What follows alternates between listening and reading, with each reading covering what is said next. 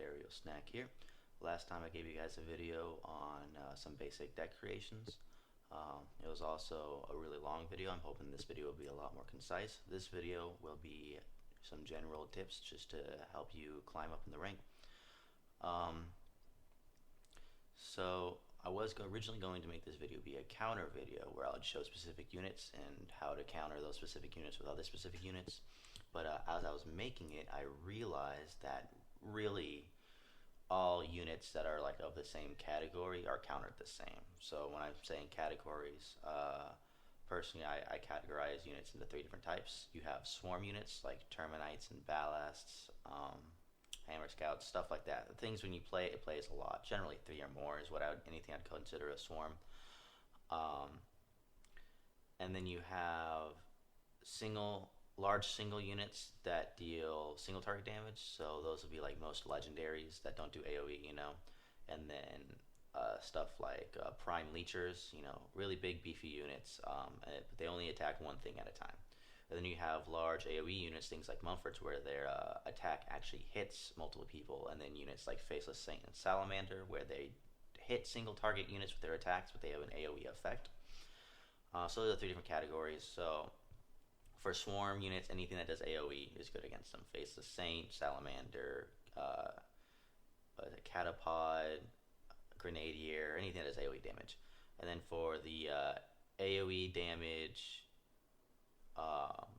large units, anything that does a lot of single target damage is really good against them.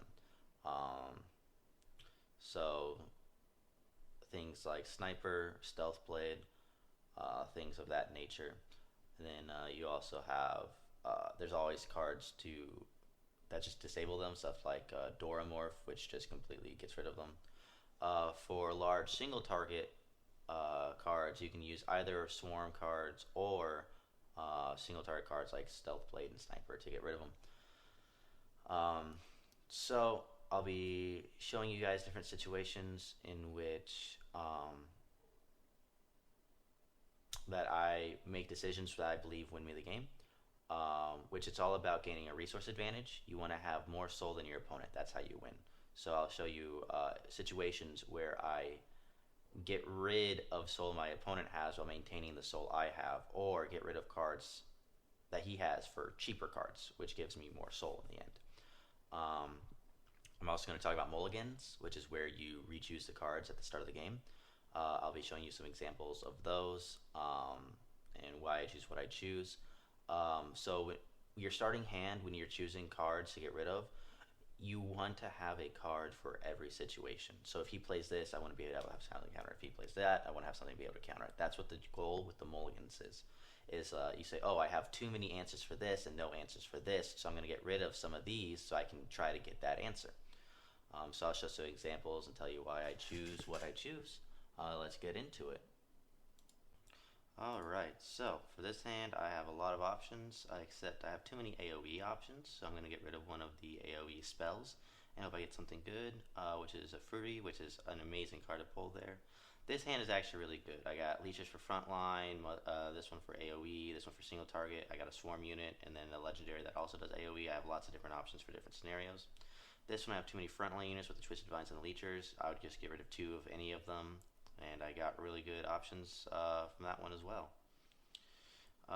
Here I don't really need any off tanks, such as the Snowy Owl and the Hammer Scouts, so I'll get rid of those because I have a full tank. So I really want some damage units, and I get a Witch, which was nice. Here I have a tank, so I don't need these little mini tanks, and I got another tank, which is kind of upsetting, but it is what it is. Here I have too many AoE. I don't need AoE because I have the Faceless Saint, so get rid of them. Again, don't need the Snowy Owls since I have a full tank and Ballast. So I'll probably keep one in case I need to stun a unit. Yeah. Here, I don't need two defenders. You never need two defenders. That's really, the rest I have is some AoE and some single target damage, so I'll just keep those. Get some more single target damage, which is nice. Here I have a tank, single target damage, a heal, AoE spell, and a swarm unit, so it's a really good mixture of units to have. So I didn't get rid of anything. Here you don't need two tanks, don't need an off tank if I have a full tank. And I got two pigs, fun. Also, always pay attention right when the matches start, or else you'll end up doing something like this. See, if I was faster, yeah, that wouldn't have hurt so bad emotionally. That is. Let's talk about Painlings and War Pigs. If they play them, pick a swarm unit, spread them out. He paid 3 mana, I paid 3, but I still got my units, so I'm ahead of him. And here he plays them. I play some Ballast. They cost 2. His Painlings cost 3. Now I'm a soul ahead, and I still have 1. I played a Goliath to take advantage of his slowly spawning penguins. He plays a 6 soul costing Mumford. I played 2 single target units that kill it, and now I have all of my units, and he lost 6 soul from his Mumford, and I didn't lose anything. Oh look, he played a Faceless Saint. Good thing I've got a Stealth Blade. He's going to walk up and deal more than half his health and damage with a single attack. Still coming though, so I'm going to play a big tank to distract the Faceless Saint while my base attacks him. And then I'm going to play a defender to hit him and make sure my big tank takes less damage. Well, I'll still have my minor mech when this is all over, and he's down 2 tanks. I play a minor mech to start my push. He plays a lot of swarm units, so I play my catapod to deal with them. Fortunately, I played him too far forward, so he will take aggro from the Leecher and die, which makes me sad, but it's still a good trade in the end. I have a Terminite Queen pushing, so I want to play some swarm units to protect her from single target damage. Unfortunately, I play them too late, and he plays a Stealth Blade that kills her. Here I play a Terminite Queen to distract his Terminite Queen, and later I play the Hotshot to start shooting. Never play Terminites against a Terminite Queen unless it's already targeting something that won't die, because it'll spawn a lot of Terminites for him. He has a little push, so I play a tank to stop the push. I notice his Guardian is low HP, so I make him make a decision. I play some Hammer Scouts over here, and they'll charge up, and now he has to stop both the Hammer Scouts and my little push over here, but he most likely does not have the soul to stop both of them. He stops the push, and the Hammer Scouts win the game for me. Anna is a 4-cost legendary card whose active skill turns nearby enemies into allies for 8 seconds. Do not play a lot of units directly on an enemy Anna, or else this will happen to you. If you're in a situation where you can attack the DPS units before the tank, then do so. He plays a sniper a little too far out, so I'm able to attack it with units and get rid of most of his damage. This is a great benefit to me. They play a Stealth Blade to take out my Anna. Thankfully, I have a low 2-cost unit that can waste a Stealth Blade, which costs 3.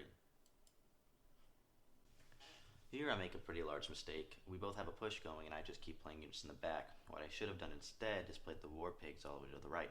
This would have taken out his backline and all of his damage and won me the push. And finally, if you're against aliens, do not make a big push against them. They will use Marionette, turn your units against you, and you'll cry just like this. I hope this video helped you. I hope you enjoyed it. If you have any suggestions or content you want to see, let me know in the comments. My next video is going to be a beast guide, which I know a lot of people are wanting, so I hope you guys enjoy that too. Best of luck climbing.